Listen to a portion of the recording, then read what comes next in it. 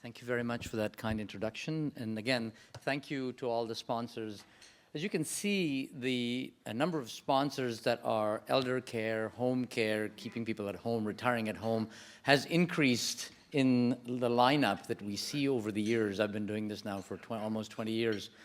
And that tells you that the demographics of our population are changing, and these disorders, including Parkinson's, Alzheimer's, and those that cause disability, are certainly going to be, as we've already seen, even up to today, going to be disorders of the future in the next 15, 20 years and more for us. The demographics of the Canadian population, certainly as we see it in our clinical world, as my waiting list keeps growing, have also reflected the same thing. So at the present time, Linda and I, we are partners in our clinic together, manage somewhere in the order of 3,500 to 4,000 Parkinson's patients just in our movement resource center alone, let alone the other centers. So this is a condition that has a direct and immediate impact. So what are we doing with respect to that in London? That's what I'm going to tell you about today. Science and research is required to be able to push forward the so-called frontiers, and we've been fortunate enough in London to have an excellent team, from the clinical team to the science and research team that we have. So I'm going to share with you today what we're trying to do in terms of diagnostic and pathogenesis, understanding pathology of Parkinson's, to treatment of Parkinson's disease in London. So what we're doing in London, all of these research projects have been funded by peer-reviewed grants, including from Parkinson's Society Canada, from Teva Research to other research agencies from Europe. And so to show you that, in fact, research is happening to make a dent in this disorder from diagnosis and therapy right in our own backyards with the team that I've been fortunate enough to work with in London.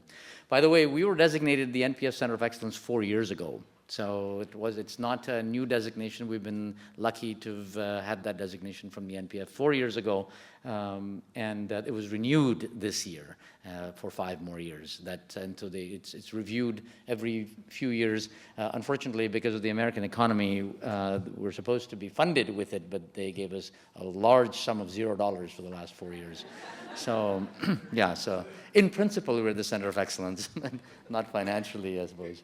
So what we're going to talk about today, there's lots to talk about. We do a huge amount of research, but I'm going to share with you 4 projects that are sort of hot in a way, because 2 of these projects have been on national CTV news and other news in the last little while and have been featured, the first and the last one.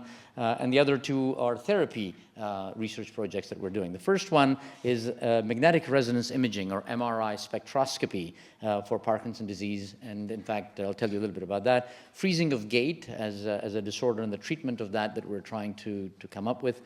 Treatment of tremor in Parkinson's disease, which is a large unmet need in Parkinson's disease. And then this nifty virtual reality program that was just featured on CTV News a month ago, which I'll talk to you a little bit about.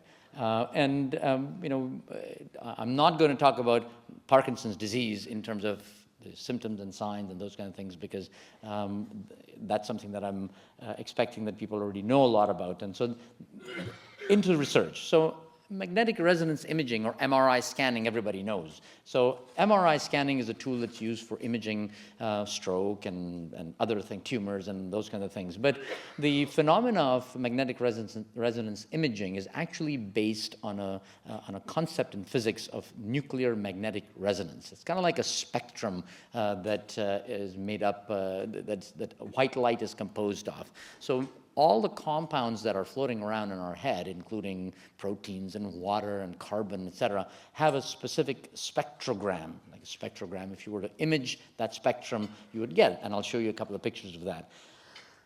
People have used the water molecule to produce the regular imaging that you see in MRI scans. Your brain pictures uses one, which is the hydrogen atom, but there are lots of other compounds that actually can be imaged, and that's the spectrum, or the rainbow that you produce from doing this particular technique, which we're not going to go into, that can allow us to measure many, many such compounds in the brain. water being the one that's more predominant, 90%, 95% of our brains are made up of water, and depending on which side of the politics you belong to, maybe 100%. And I shouldn't say that after the US elections, I suppose.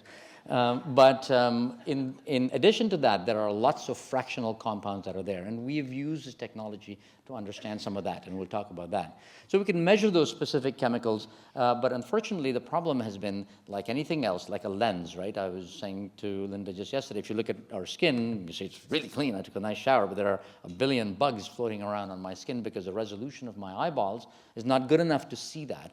In the last little while, especially at Robarts Research Institute in London, we've managed to have bigger and bigger magnets that allow us, like a lens, closer and closer look at structures in the brain. Those are not clinical scanners, so the scanners that we have for regular clinical use are 1.5 Tesla. That's the strength of that magnet. But now the scanner that we use is 7 Tesla.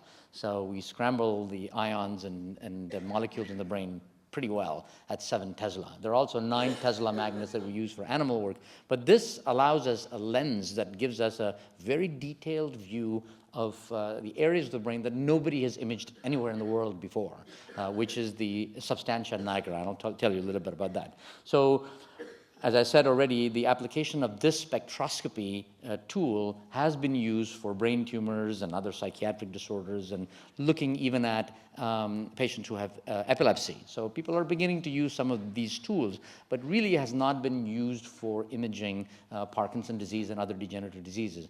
Dr. Rob Bartha, who's my collaborator in this, has started doing this work in Alzheimer's disease. Much easier in Alzheimer's disease to a large extent to image the structures because they're looking at the cortex, which is very large and up above here. We're interested in Parkinson's disease looking at deep down to the brain, the region of the brain called the substantia nigra, where the dopamine-containing cells are and they degenerate. Well, that entire area is approximately 1.5 millimeters to 2.5 millimeters deep down in the brain. And as you can imagine, to look inside with these magnets becomes very difficult, which is why the 7 Tesla magnet has been very useful for us. We're beginning to find some interesting things, first time actually ever in the world that this kind of work has been done, and hence I wanted to share that with you a little bit. So what we wanted to do in this research question, which has not actually been funded yet, we've just collected the first set of pilot data, and we're writing the manuscript now, is looking at 2 different types of Parkinson's disease presentations. Why is this? Well, we know that even though Parkinson's disease is very much a disorder where dopamine-containing neurons or cells in the brain degenerate, it's very clear, as all of you probably sitting in the room that have Parkinson's disease and caregivers who look after them, that each individual patient with Parkinson's disease is different. Right? So in clinic, it's a challenging task for us because there is no recipe. In diabetes, for example, it's considerably easier because finally you measure glucose, you give insulin or whatever. You know, it's a fairly stereotyped therapy in terms of measurement and response. Glucose high at this level, you give this much. You can actually come up with a scale of insulin. Well, not so for Parkinson's.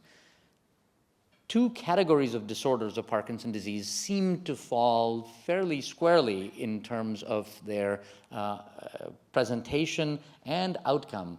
Even though in the clinical world there's still debate about this, we know that in practice, the patients that have early prominent tremor, so big tremor as the onset, and stay tremor dominant, tend to do much better in terms of outcome over long term. I've got patients who've had Parkinson's disease for 25 years, and they're really doing quite well. And then there are others who have another form, which is the stiff, slow form, where there's shuffling of gait, lots of reduction of movement, not much tremor, what we call the akinetic rigid form. And those patients tend to do overall in the long run not as well as the tremor-dominant patients. So there seems to be this very clear, yet both of them are labeled as Parkinson's disease, and we don't understand why there is such a difference between these 2 groups. And there are others, the patients that fall early, patients that have cognitive impairment early, etc. But these 2 groups make up a large block of that portion of Parkinson's disease. So we wanted to study using this technology, looking deep into the brain, using the spectroscopy and measuring molecules that we generally don't measure. Is there a difference between those that are tremor dominant versus those that are akinetic rigid dominant? Can we pick up anything that gives us maybe a hint of signature that, oh, well, that's That's the pathogenesis potentially. So that's the group of patients those are the groups of patients we've studied. 7 patients with akinetic rigid, 7 with tremor dominant, and 7 controls. You would say, well, you just said you have 4,000 patients with Parkinson's disease. Why not study all of them? Well, the problem is that with this magnetic field, we've got to be extremely careful that the people that we put in to the magnet have nothing magnetic in their body at all, because the magnet is so powerful that currently our ethics board will not allow us. And you'd think that, well, that's not such a problem, but the number of people that tell you, oh yeah, well, I got a little wire that's here on my, you can't go in the magnet. So you're excluded. And so I see these people in clinics saying, oh, you're a perfect candidate. And of course, they've got a little piece of metal somewhere, can't do it. Okay? Eventually, potentially, this could be we don't expect that the magnet is so strong that it'll extract their teeth. Maybe that's, but at the same time, when it comes to research, you have to go by the protocols. Hence, the numbers are small, but that's still, believe it or not, the largest study ever done in the world with 7T magnet looking at. So here's the scanner. Now, I don't know if I have a laser pointer on this. Do I? I don't. That's okay.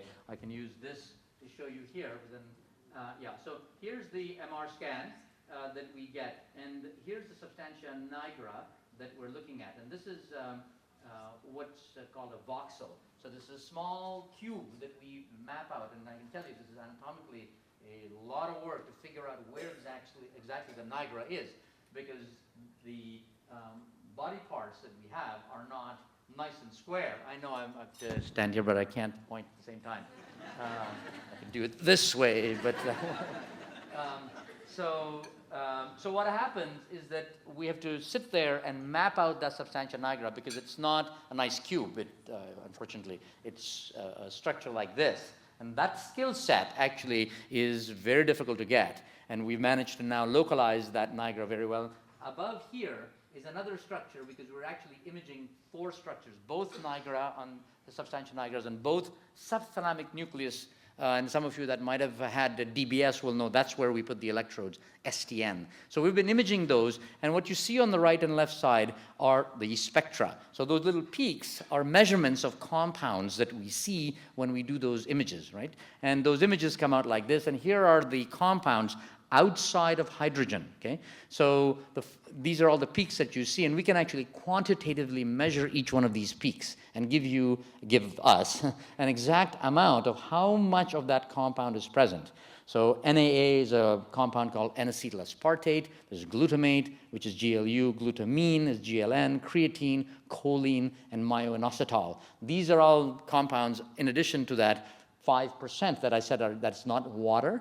So a special technique that Rob Bartha and the group have devised is to suppress all the water signal, because otherwise the water signal is so huge that you can't hear any of the other instruments. Right? So these are all the other instruments that are smaller but are important, because they make up the chemicals that are responsible for function of the cells. Okay? So N-acetyl aspartate, NAA, is actually a compound that is responsible and is found predominantly and only in neurons, brain cells, not in other cells, because there are lots of other cells in the brain. So if we measure NAA, it gives us some idea as to how many neurons are there, because there are 10,000 neurons, we expect this much peak. 100,000 neurons, this much peak. And that has been quantified outside of brain to get us that amount. So when we measure that compound, we can say, hey, wait a minute, there is reduction in NAA, there's loss of neurons. Get it? Yeah, so that's how we use these compounds. Creatine is another such neuronal membrane compound, which is why in the health food industry, creatine is being given for these degenerative diseases. It doesn't actually get into the brain, so it doesn't work, but people are selling it as though it does. That's fine. At least in the research world, we can measure these compounds. So that's what we did, right? So here's the demographics of the people that we have. We've updated that now. The only reason I have 5 and 5 there is because we've done the scans. We haven't finished analysis on the other 2. We're doing it as we speak. So the patients that we recruited were very similar in age, 68, 58, young onset. None of them are young onset, 6, 7 years of disease. Most of them had disease on the right side, but the groups were comparable is what I'm trying to show. And the first and the most important finding, there are lots of findings that I wanted to share here, just one finding I wanted to share with you, is that in the substantia nigra, we're able to show that, in fact, there's a clear difference between the akinetic rigids, and this is statistically highly significant in terms of the N-acetyl-aspartate creatine compound measurements versus the tremor-dominant ones. So the substantia nigra has a different composition of chemicals when it comes to the tremor-dominant patients as compared to the akinetic rigid-dominant patients. And, pointer. But the problem is I have nothing to point to. I have to wander. Oh, right. I feel like President Obama all of a sudden. His speech was excellent, by the way, those of you that were up at 2 a.m. listening. Outstanding. Right. So then, in the akinetic rigid state, we find that and the other interesting thing is that the tremor-dominant patients look very similar to controls. Right? So the tremor-dominant patients, their nigra seems to be protected as compared to the controls versus the akinetic rigid, where the substantia nigra cells are reacting much, much more. And I'll tell you what that result is. And that result, and let's just concentrate on that last line which says not expected. What we expected, as I told you, this compound N-acetyl-aspartate, NAA, is supposed to represent neurons. So if there are less neurons, you should expect less NAA. If you think that akinetic rigid patients are worse, there should be even less NAA because they're worse than the tremor-dominant. That's not what we saw. We saw that the controls and the tremor-dominant patients, had a level of N-acetyl-aspartate. And in fact, the ratio of N-acetyl-aspartate to creatine in the akinetic rigids was even higher. And we're looking and saying, oh, wait a minute. I'm just saying that they should have more cell death, but the neuronal compound is actually higher. How does that work? Well, this is where the things get interesting. If you look at the animal work that people have done, when a system, such as the neurons in the substantia nigra, start having an insult from outside, neurons react to that. Ideally, you would want those neurons that are dying to just divide and give you fresh new neurons, but the brain can't do that. So what the neurons are doing, and that's what the early animal literature has shown in the last few years, is that those neurons start branching. They start giving out more and more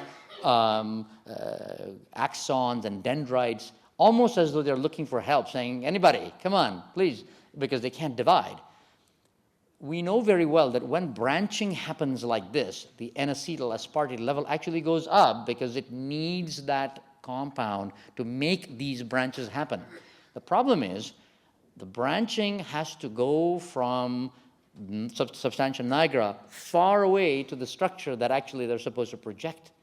Unfortunately, the amount of energy required in an older brain or a brain that has had an insult to make those connections is not enough. So they never actually make it. So it would be like me starting out on the 401 and getting stuck in a traffic jam and just not making it on time to speak. I just can't go forward. And what ends up happening is that I burn fuel. I keep burning fuel and I'm out of gas. Happened to me once in Sydney, Australia, where because of the wind, the plane sat on the tarmac for 3 hours and then we ran out of fuel. So now we're ready to go, but there was no fuel. So we had to go back again and fuel. And this is actually what happens to these neurons. That's our feeling, that they burn themselves out even more in the akinetic rigid state, trying to make these connections, whereas the tremor-dominant patients and the neurons there are at a much more stable equilibrium, like the control patients, and hence their progression is much slower. This is the first time anybody's actually shown that, and we showed this poster just 2 weeks ago when I was in New Orleans at the Society for Neuroscience, and we had people come and say, you know, in our animal work in the last 2-3 years, we found this, and we just can't explain what's going on. This is the first time in vivo in humans we've actually shown that. What does this mean? It means that if we're able to image early and see that this is the way the substantia nigra is going, maybe that's when we intervene to try and stop that and in fact even make patients have tremor in a way, is one of the hypotheses that I had. So I wanted to share that with you because this is, as I say, a brand new finding, and we're writing a paper on this, and our hope is to now follow patients that are in those groups with much larger numbers. We're writing several grants in February to follow them serially on a yearly basis to see what is the progression of this change in the compound over time. What happens when you intervene with medication? All of those questions are open. And in fact, I'm talking to Tony Lang and Connie Maris, good friends of mine from Toronto, and studying another group of patients. In fact, I'm talking to them not today, next Wednesday, looking at a group of patients that are positive for a genetic mutation called the LRRK2 mutation, LRRK2. This is a mutation that is autosomal dominant, which means it's inherited in every generation, and makes it about 10% of Parkinson's disease around the world, about 10%. And they have a cohort of LRRK2 families where there are patients with LRRK2 positive disease and relatives who have the mutation but not the disease. So we're going to study this population. Our hope is, well, I haven't talked to them yet, but they're quite interested in having their patients come here and follow them serially over time, funded by Michael Fox Foundation. So just wanted to share that with you. That's the MRS. Moving on to freezing of gait. Well, freezing of gait is one of the most important issues facing us in Parkinson's disease and gait dysfunction in Parkinson's disease because it leads to falls. And falls is, in fact, the highest cause of morbidity and mortality, especially mortality in the population, especially in the older population, than the number of car accidents that occur in the young. So it's much more common that people fall and injure themselves and get hospitalized than motor vehicle accidents in the young. So you can imagine how important this problem is. 25% in some studies and 50% have some form of freezing of gait. This disruption of mobility, unfortunately, is something we can't do anything about. Our general medications, once people start having freezing of gait, don't work. So we wanted to understand the pathophysiology of this and use a medication that actually is manufactured by Teva. So we wrote to Teva Neuroscience to get a neuroscience peer-reviewed grant to do this study, which is what we've done. Okay? Freezing of gait is a complicated thing, and I'll just briefly go into it. It's brief, it's transient, often asymmetric. It may look like both legs are freezing, but it often is one, and you freeze on one side, not the other side, okay? But still leads to fall. It's episodic, can occur any time during the day, and many of you that have had it or have it will tell you, I have no idea when it's going to happen. If I know that it's going to happen at 2:30 in the afternoon, I just wouldn't do anything at 2:30, but it doesn't work like that, unfortunately, right? So, and this is where the problem is. Start hesitation, so you get up and you can't move forward. It's the hesitation during starting, turn, as well as destination hesitation. And I have patients, many, as Linda will corroborate, that start going towards the goal, and then they start shuffling more and more and develop what's called tachykinesis, and they just can't stop, and then they have to stop like this. Okay? This is also freezing of gait. So start hesitation, performance of the gait, and ending. All of that is included. Some of that can be improved by cues, visual cues, and other things. Right? So things such as trembling in place, shuffling forward, we talked about that already. It can occur in the trunk and in the legs, right? So the clinical assessment of freezing of gait, understanding it, and potentially intervening is actually a huge problem. We took on that challenge, and it's a huge problem and very difficult to assess, okay? So the challenges one of the main challenges is to actually get patients to freeze. So years and years ago, when I was working with one of my collaborators at the University of Waterloo, Dr. Jim Frank, who still collaborates with us, I would send him patients that were complaining of freezing. He took them to his lab, but the lab is, of course, a room like this with 500 feet around the patient, and they didn't freeze at all. Right? So we had patient after patient, and finally I remember Jim Frank calling me and saying, I thought you were actually competent. So what does that mean? So you're sending me patients that are supposedly freezing, you recognize it, and none of them freeze. Are you sure you know what Parkinson's disease is? I said, yeah, of course. But the problem is exactly that, right? People don't freeze in spaces that are so large and big. They freeze at doorways, at narrow spaces. Going around the table over here is when you're going to freeze. Well, I don't have that in my lab. So we did two things. We actually designed this project to have a complicated task. In fact, we had 3 patients. The last 3 patients in the study, we collected data yesterday, the first series of data yesterday. We had a complicated navigation task, which we won't go into, where patients were, some of you may have participated, where we were turning lights on and off, and patients had to go and do a maze task. But the most interesting thing was we actually took our technology to the patient's home. So we went to their house, instrumented them, and said, okay, now do what you need to do. Walk around and in your own environment. Now, 5 years ago, we couldn't do that because you required complicated cameras and things, and most people don't want cameras installed in their home for a variety of different reasons. And we couldn't do that anyway because they had to be calibrated and whatnot. But now we've got mobile sensors, wireless, that just strap on to your body, and you have a little data logger. It's slightly bigger than your Palm Pilot. Well, no, I'm sorry, iPhone, I'm sorry. The share value is much higher. And although I don't own one, but at the same time, it records all of that data on this data logger wirelessly, right? So patients can do whatever they want to do, navigate, go outside in the barn, and we collected that kind of data. So I'm going to show you a little bit about what we do. We'll move on here. So this is the kind of technology that we have. In this case, we have patients that are wearing foot sensors. So these are actually made in Massachusetts, in Boston. Wonderful foot inserts, which actually can be cut. You'd think that they're electrical things, so if you cut things, no. You can cut them to the size of the shoe. You put them in the shoe, and there's a little strap, as you can see over here, this thing here, which is connected to that device that is in the shoe, and then there's a cable that goes to the data logger. Then you can now walk around, and we get an idea of everything about their gait, including every pressure point as a patient is walking. We have an accelerometer on their leg as well, which gives me stride length, so I can get this. And this is all wireless. You're not connected to anything. So, and the advantage of this is we can use it in the lab, and we can take it to the patient's home. So we did that exactly, but we did that in a scenario where, so you'll see a patient walking. I'll show you a video of that here in a second. So this is somebody walking, and you can see the asymmetry. The left leg is not moving anywhere like the right leg is moving. There's this kind of a gait, and then now this gentleman freezes and stuck. And we can report all of this freezing as the biomechanics and the dynamics of what happens during that freeze episode of turning. This is classic turn freezing. Okay? And you can imagine how difficult it would be if this individual were walking on their own, high risk of falls. Right? So we're trying to treat this thing in this study that we're doing. Okay. So here's what we get as an example, what we get, and you can very nicely see this is normal gait, this is right and left.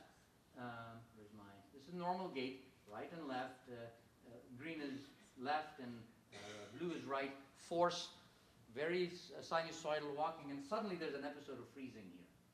So this is an episode where that entire system changes, and there's now rapid force movement like this. We can capture that. Well, the beauty of this is now we can capture this and identify it by sending a patient home. It's kind of like those Holter monitors that people have for the heart, right? So you can put on the leads, you go home, and you record 24 hours.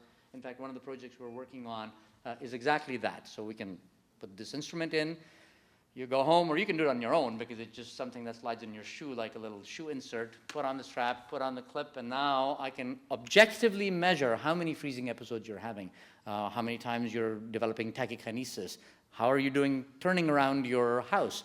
So this in-home mobile technology is now available. You want a cordless mouse? Yeah, this is a cordless mouse. But unfortunately, the screens are there, so I can't point at it. That is the problem. Generally, they're behind. This is 40 months before, remember? We put this in. Yeah, no, it is in, though, David. This is a cordless mouse. It advances, but doesn't have a pointer. That's the problem. Okay, so what we did was we had looked at a particular, thank you though, we had looked at a particular product called Rosaline, which is the one that Teva manufactures. And in early treatment studies of Parkinson's disease, this drug, which has been used, has been researched for a lot of other things, had shown that there was an impact on gait, that freezing of gait might have improved with this product. And so we decided to study this particular phenomena pre and post using Rosaline. So these patients were studied in the lab, studied in their home. We gave them 3 months of Rosaline, and then we were studied again to see what happens. And in fact, we had a little bit of one patient who withdrew because of dyskinesia, but we have now 19 patients in that particular study, including the last 3 that we did. No additional medications were given. And what we saw was the mean duration of freezing episodes statistically significantly reduced by half in these patients. And these are patients who had been optimized in the best of hands in terms of how well we could treat their Parkinson's disease. So Linda and I had done everything that we could do to manage their Parkinson's disease gait and freezing, and then added Rosaline. These were not patients that were suboptimally medicated. And we had a 50% reduction in post-Rosaline. And as you can see, 8 participants improved in their freezing of gait, and the percent improvement was 70%. Interestingly, 2 patients worsened substantially, and when they worsened, they really got bad. They got 80% worsening, a lot more freezing episodes. We don't understand exactly why that is. We're studying that at the moment, but at least 8 of those patients had a substantial improvement, 70% reduction in freezing, which before that was a significant disability. In fact, I had patients who said, for the first time now, I've been able to go out into my backyard and go to the barn and come back without having the fear of stopping 25 times and falling down on the lawn. So these are the kinds of things that we saw, which is why we were quite excited about this result.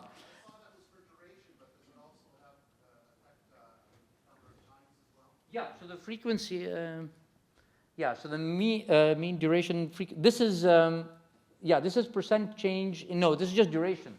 So what do you mean by frequency? Sorry, say that again? So the number of episodes. Yes, so the number of episodes reduced by half.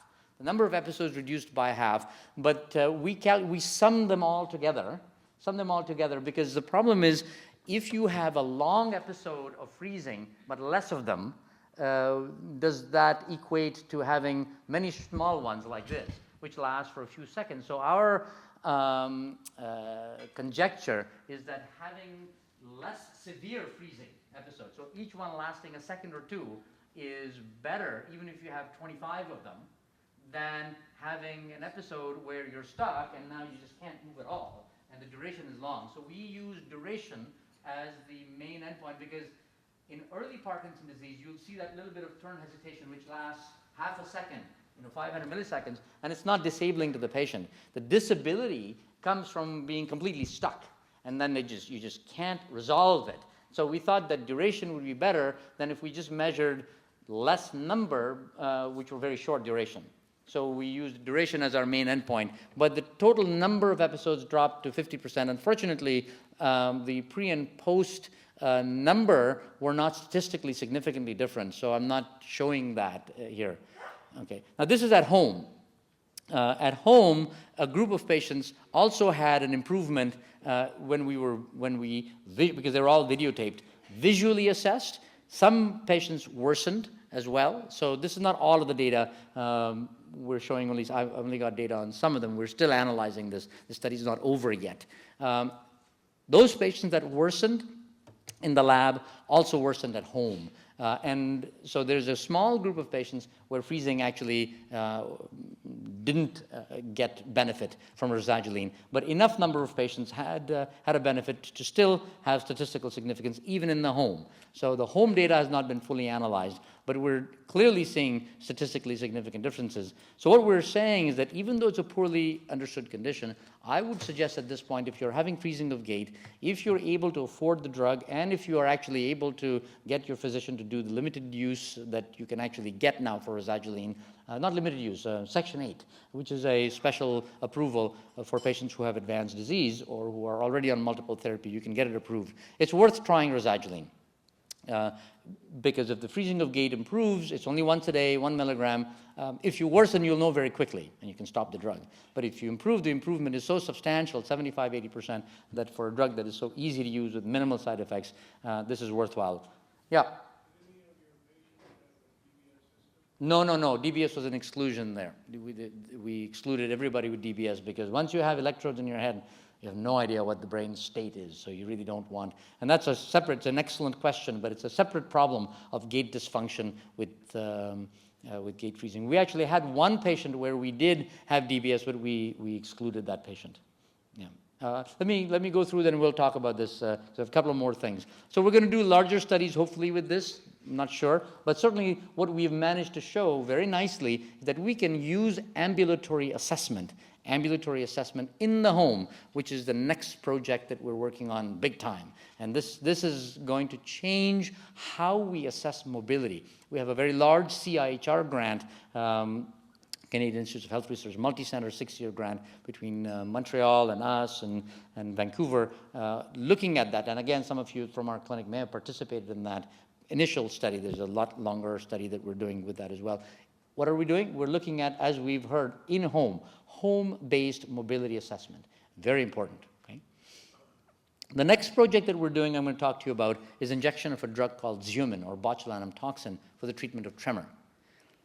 As I mentioned, treatment of tremor has been a pain in the rear end for Parkinson's disease, because even though I told you at the start, tremor-dominant patients tend to do better in the long run, the symptom of tremor is often very disabling visually, and it's the symptom that makes the diagnosis of Parkinson's disease in most patients, and it is the symptom that patients often want treated. Not only that, if you present, and 70% of patients present with tremor dominance, or tremor as being their main symptom at presentation, we know that the drugs that we use for treatment of tremor are not particularly effective in treatment of tremor in Parkinson's disease. So levodopa can work, and it does work, but the amount of medication that you often need, the amount of levodopa that you often need, is much higher than somebody like me, Linda, would like to put a patient, especially if you're starting out. Why? Because you don't want to not burn out using the drug, because that doesn't happen, by the way. You can use levodopa forever. It's not something that you develop tolerance to. But still, because the drug doesn't help tremor very well anyway, I end up having to commit a patient to using a drug that doesn't help very much the tremor right from the start, and the side effects then of that. Well, tremor is a localized symptom. It occurs usually in one body part, like the upper limb. So why not use a treatment that would target that local symptom? Well, we've known for many years, and I've used botulinum toxin for 20-some-odd years now, that treatment of focal disorders such as blepharospasm, torticollis, post-stroke spasticity in a limb can be treated quite effectively, very well. In fact, it's first-line treatment by relaxing the muscles in that particular body part by injecting botulinum toxin. Well, why not use botulinum toxin for treatment of tremor appropriately in the muscles? And years ago, Joe Jankovic and smart colleagues of mine in Houston have tried this. But the problem has been, because you're injecting the upper extremity, you have to be careful that the muscle relaxation doesn't go so relaxed that the arm is like this, or the fingers are so droopy that you can't do anything. Well, sure, the tremor is gone, but you've amputated the limb. That's no good, right? Now, it only lasts for 3 months, but it's still not functionally useful. So it was abandoned in the or actually early 90s, and only 30 or 40 patients had been done on this. Well, today, what we've done is we've actually used a very special technique. Like the techniques that I've talked about in terms of measurement of movement, we can use measurements of movement called kinematics on the limb, where we put instruments on the arm and measure the tremor in the arm.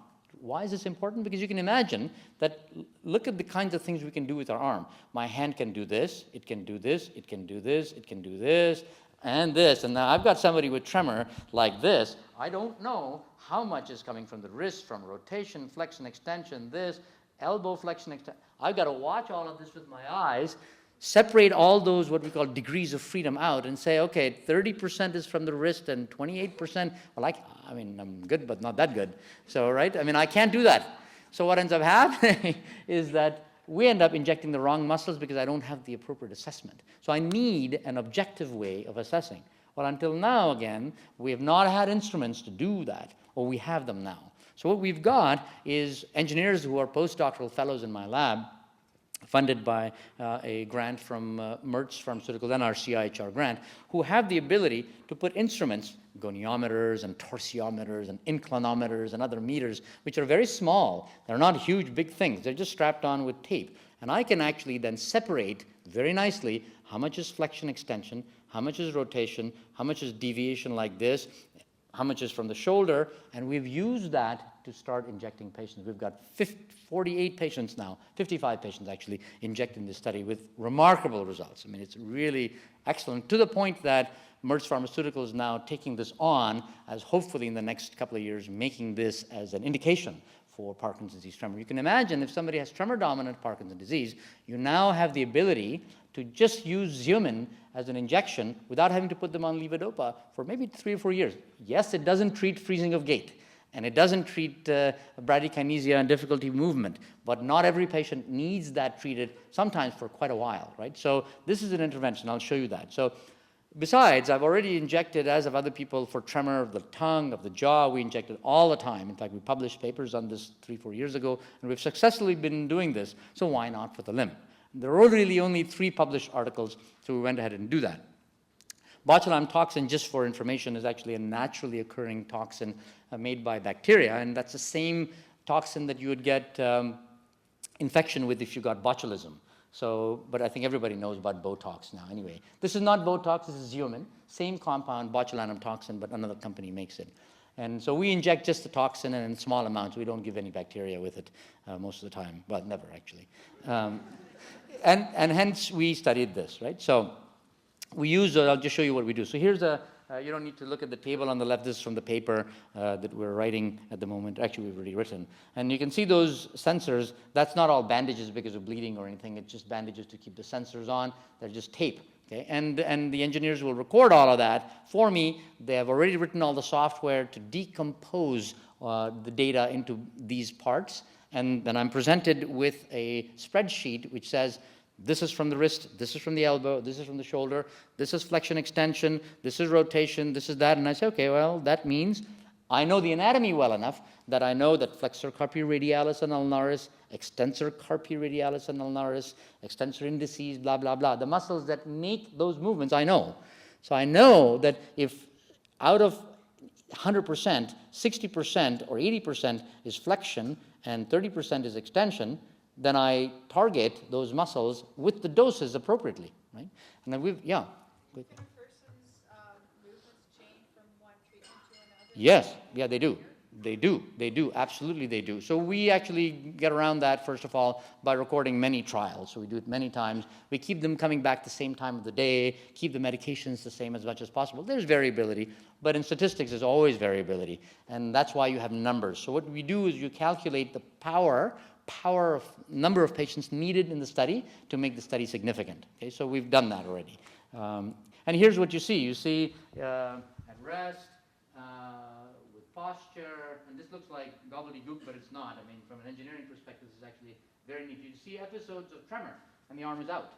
See tremor. So we're also doing this in essential tremor, another condition. So both Parkinson's disease and tremor.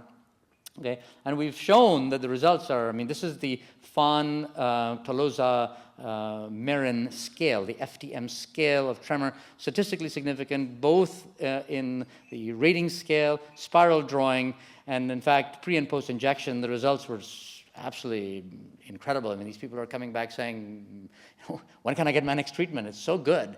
Not everybody. Some people get weakness, and we've had 2 people that have dropped out, but out of 48, that's not so bad, considering that before that, there was no other option for these people in terms of tremor. So one after another, I'm just going to quickly go through the slides, the 3-4 slides, to show you that here you can see it's visible. The star means statistical significance, pre-post, at rest, with posture. The tremor went from there. This is 6 weeks peak, 6 weeks peak. The other interesting thing that we're finding is that we designed the study based on the injections every 3 months like we do for all the other injections that we've been doing. I've been injecting Botox for 21 years now, since 1991. And every 3 months we have to inject. But we're finding that in tremor, it seems to be that even at 4 months, and some people even at 5 months, don't seem to require injection. And our study kind of got screwed up a little bit because we had planned every 3 months to get the data, but people come at 3 months and they have no tremor. And they're able to do everything. So it's a bit difficult for us to inject somebody. We've changed that around now, and now I'm actually still going ahead and injecting them because that's what our plan was in terms of continuing on the injection, because otherwise I have data that's all over the place and it doesn't make any sense afterwards. So the study was, caused us trouble in a very good way as being very positive. And these are just multiple graphs. You don't need to necessarily read them, but to show you that the pre is the big visible bar, the post is not visible. So this is tremor in patients with Parkinson's. This is just Parkinson's disease. One thing that does happen in some patients is that the grip strength does decrease sometimes because it is a liquid, and even though I don't inject the fingers, it can spread to the fingers a little bit and cause a little bit of weakness there. So a small group of patients, we've faced that problem, but that's no different than patients who come back with eyelid injection and say that their eyelid is droopy, then we reduce the injections. It takes about 2 or 3 attempts. So this study, which currently we have closed for enrollment except for essential tremor, because the Parkinson's patients we enrolled very quickly. ET patients are a little more difficult, but we've finished enrollment for PD. Our hope is that in the next year we'll have a much larger study funded through Merck Pharmaceutical to continue this on. And as I said, as far as I know, they've taken it on as a corporation to put this as a therapeutic option for Parkinson's disease, hopefully in the market in the next few years. And that's just more. The last thing I'm going to talk about in the next 5-10 minutes, is that okay? Yeah. Is the last project, and I kept it at the end because this was funded by Parkinson's Society Canada, the second part, the first pilot work we did on our own, just like the spectroscopy work. It seems that for granting agencies, you always have to do the pilot work, even though it's called a pilot grant, before doing the grant, getting the grant. So we do that as a game always. And so this particular work was funded by Parkinson's Society Canada for the last set, and now we're applying for new grants this year for the next part. So the basis of this is very similar to our very generous sponsors that were here, trying to keep patients functioning at home. Well, most of us that are, or all of us that are doing tasks at home are doing things that are taken for granted by us, such as picking up a glass of water and drinking it, right? Or crossing the street, or going to Loblaws, somewhere else to shop. Those are the kinds of activities of daily living that we do. Now, in occupational therapy, this is well known. That's why OTs train and are unrecognized, I suppose, to a large extent as physios and nurses are in allied healthcare for the work that they do, because it is soft stuff. We don't do the medical thing. We don't take body parts out. Doctors. But all of these activities of daily living are extremely valuable. The problem has been, how do you train people to do these activities of daily living? Well, in hospitals and in rehab centers, OTs and physios have gyms and kitchens or little apartment things where they get you to do tasks, how you put on a shirt. But it's not something that's ever been used as a proper rehab technique. Not only that, all of that is concentrated into those few activities, such as brushing your teeth or putting on your glasses or putting on your shoes. But we do a lot of other things that are not just those things, which is, as I said, crossing the street or going to the mall. How do you make patients, or how do you rehabilitate patients? How do you teach them to do these activities, tasks, in a way that they can be assessed and treated in an environment that they can be observed in? Well, one possibility is for us to accompany every patient and watch them shop or cross the street. Well, that's just not possible. Second, I need to build an environment, a little village, where I have all of these little things. Well, we're not going to be able to do that. So the way we achieved this is through technology, where we've brought virtual reality or a virtual world into our laboratory. So the room is empty like this, but I can make this room into an aisle at Loblaws if I wanted to. Until recently, and in fact the technology is so cutting edge that the Visor that we are now proposing, and to tell you how we did this, is not even on the market yet. So it is being manufactured as we speak, not for us, but because we wouldn't be able to afford that, to be able to get on the market first week of December. So we're on back order to get that Visor. It's that cutting edge. And it's only because of the gaming industry having become interactive to some extent. And this is not Wii Fit. That, to me, is a useless modality to treat patients for activities of daily living, because it's static. You can't do anything. When I want to go and teach somebody how to go and pick up a phone when it's ringing and they're freezing, I can't do that with a static system. I need to be able to have them interact with the environment, to walk to the door and show me how they come back. And I'll show you data from our first study, which is the pre-pilot study, that shows you how important it is to have a mobile system. Okay? Not for fitness. This is not fitness. Yes, I think those kinds of rehab techniques are good for fitness. This is not what we're trying to do. Okay? We're trying to actually teach patients how to function in activities of daily living. So we brought that virtual world into our real world. And here's what we did. We built an apartment. This is actually a virtual apartment. Okay? So it looks like a real apartment. This is a top-down view. This is in press right now, this paper. This is the pre-pilot. So this is exactly how the apartment looked. So some of you may have participated. If you put on the goggles, you saw that. The goggles were on your eyes, and that's what you saw. You saw a kitchen with a small dining table, 4 chairs, with shadows and everything. You can see the shadow effects. And this is just very primitive. This is 2 undergraduate students who wrote the software. So you can imagine, good guys, they're very smart. But at the same time, we had 2 parts of the study. The first part was having patients walk with a light on their chest. That little light beam that you see over here is actually a lighted beam, and they were supposed to simply follow the light and go from room A to room B, and that's all they did. In some other tasks, as part of that, we told them, we took away the light, and we said, okay, you're now in this room. You're in this bedroom facing that corner. I want you to go and find the kitchen. Okay? And they'd already been oriented to the apartment, they'd walked around. You'd expect that you or I would say, okay, I'm in a corner, I'm going to turn around, oh, there's the door. I go to the door and I walk out, and interestingly, the controls, we had controls with this as well. The first thing that the controls did was not look down the corridor. They looked in the opposite direction and said, there's a wall there. That's not the way I go. I go this way. And that's how they made their decision and found the kitchen. We timed it, we counted the steps, we did all those things with this. Well, guess what Parkinson's patients did? These are all patients who, by the way, drove to the clinic. So, these are all people who are functioning, okay? Yeah. This is what happened, okay? This is a Parkinson patient trying to get from, this is just an example. We published all of the data on this. Started out here, came back here, turned around, went over here, then came here, turned around, went over here, and said, oh, gee, that's not the way, and then that. That's how they walked, okay? You can imagine this is now 2 in the morning. I want to go to the bathroom. I'm in my bedroom, and I end up going to the toilet in my living room. No, that's not a good thing. I mean, but, getting lost there. Or having difficulty with falling, right? So navigation, this is what the control did. Yeah? Control did exactly what we wanted them to do.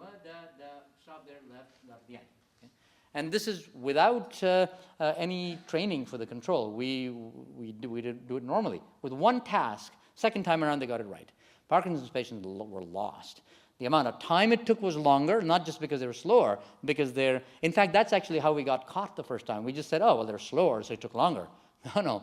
When we mapped the trajectory, because this visor is smart, so we actually had a directional sensor on it, so we could plot their direction, how patients were going, because it recorded all of that.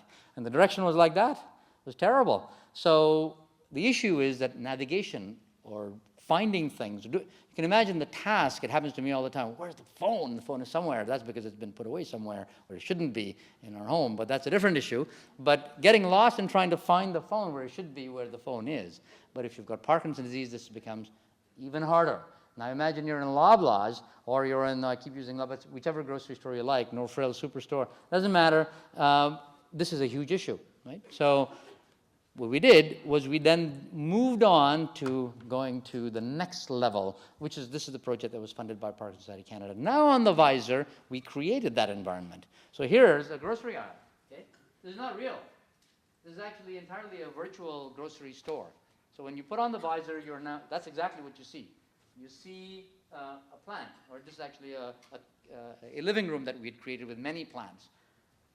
The interesting part of this particular part of the project is that this is now augmented immersion VR. What does that mean? That means that there are real objects in that virtual reality world. In the first scenario, it is just all virtual apartment. Not in this case. In this case, this patient is actually carrying a real watering can. The plants are all virtual. Water is virtual. We don't want to water the virtual plants. But the can is real. In the grocery aisle scenario, the grocery bag is real, and the cereal boxes and the tomato cans and whatever, a whole bunch of them are real, mixed in with all the other virtual shelving. So when you put on the Visor, you see a whole shelf full of all of this stuff. All of this. This is all you see. But then there's a real bottle sitting there. Okay? It's just a box, but we've got a little marker on it. So when the camera on the Visor picks up that marker, it makes it into a bottle of tomato juice. There's no tomato juice in it. It's just a box, right? So, and I'll show you a little video that CTV did, because that's the best way to show you what actually happens. So when you put on the Visor now, in this scene, you're now at a street crossing. This is all virtual. This street crossing looks real, doesn't it? It looks real, but there's nothing there. Just a piece of wood with a button on it that the patient has to push if they want, because it's a real object. But when you look to the left, there's a Bank of Montreal, there's a post office box. On the right side, there's a bus station and cars going across the street. It's all virtual, nothing real, right? But you can freeze in that. Crossing is real. And in this case, in the first case, we didn't actually have the technology to have it wireless. So one of the students was pushing a little cart with a computer behind the patient as they were going to the apartment, which was an interesting thing to observe. But in this case, it is all wireless. So the Visor is connected to a wire that goes into a backpack. And that's changing in the next iteration too. There'll be no backpack anymore. That computer is a very thin ASUS computer, which is 2 pounds, and you're carrying that around, and that computer is wirelessly connected to our devices outside the room where the scenarios are being run. So from that computer, the scenario is wirelessly projected to this computer, which then puts it on the screen.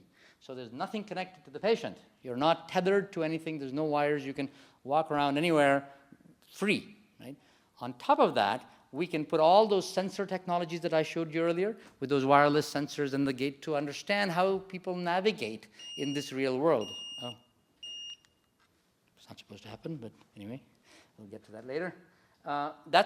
This is now the set of scenarios that we've created, and we've finished testing 20 patients in this environment now to see how they do over 4 weeks of training, okay, of getting these scenarios to interact with. Okay, so this is actually what it looks like. This is Geraldo Anise, and this is what he's seeing through the goggles. A virtual world very much like our own. Geraldo has been living what it with is Parkinson's just an empty room for 10 with years. dummy things. See that? I have to be more careful when I go places. This was on CTV News when just I a do couple of months things. ago. The retiree is taking part in a Lawson research project that uses virtual reality to simulate real-life situations. A sensor is strapped to his shoes, and he wears virtual reality goggles. In the real world, what you see in this room are these markers which transmit the data to the goggles and then to the computer. There's It no takes love about laws. half an hour to complete the street. various tasks. No, nothing. The project is spearheaded by Dr. Mandar Jog. That is one of the research questions. Can we ever use You don't a need to listen to virtual that because I'm reality here, but environment this is what for they rehabilitation? would see. It's not as choppy as that. This is because they're videotaping off of the screen. So That's what we're finding. Participants like Geraldo are given 3 different scenarios: see? watering He's a watering plant, virtual plants. visiting the grocery store, and crossing the street. Each presents a different set of challenges. I think watering the plants is the one that requires more sensitive So he's watering a plant in the air. visual. There's nothing input. there. I never see But he the sees water it. coming There it is. down, See? but I see where it is. The technology is called Augmented Immersion Virtual Reality.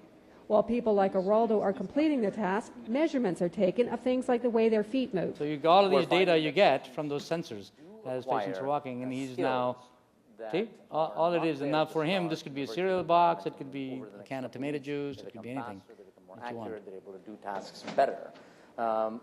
What we really want to see in the next iteration of this is, will that transfer over into the real world where they're having difficulties? The potential for helping people with Parkinson's in terms of So rehabilitation that's is enormous. the virtual reality. I thought this would be the best video to show because they've come and done it professionally. We actually didn't do any of that. So the idea behind this is now to take it to the next level, where we now have many, many scenarios, a much better visor. In fact, you can get, the other important point here is that such visors have been available to NASA and other agencies like this for a long time, but they're $25,000. Right? This is $300. So we have tried to keep as much as possible everything to a level where it is cheap, off the shelf. You can buy it. So the new visor that we're getting in December is also $300-400.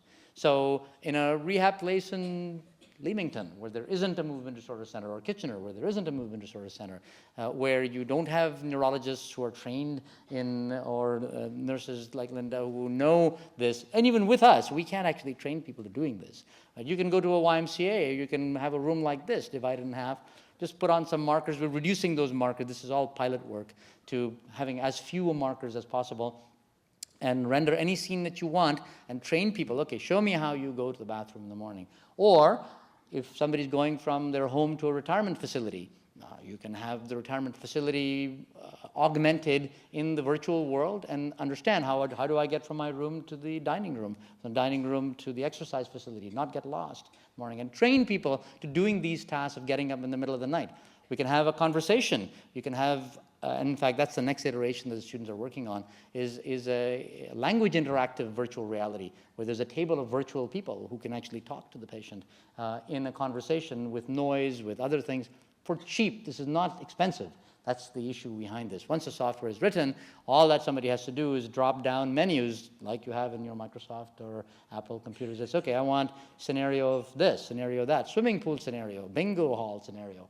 You can write all of that software for cheap. The visor is cheap. Once you buy it, there's no other cost associated with it. And this is not for the patient, but this is for the rehab individual to train.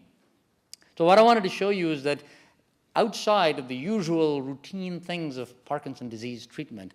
In London, with the team that I have from computer science to engineers to people like Linda who work in the clinic with us, and companies and other granting agencies that have been kind enough to support our research. We've done things that are outside the box, so to say, in terms of bringing therapies in Parkinson's disease outside of simply levodopa and dopamine.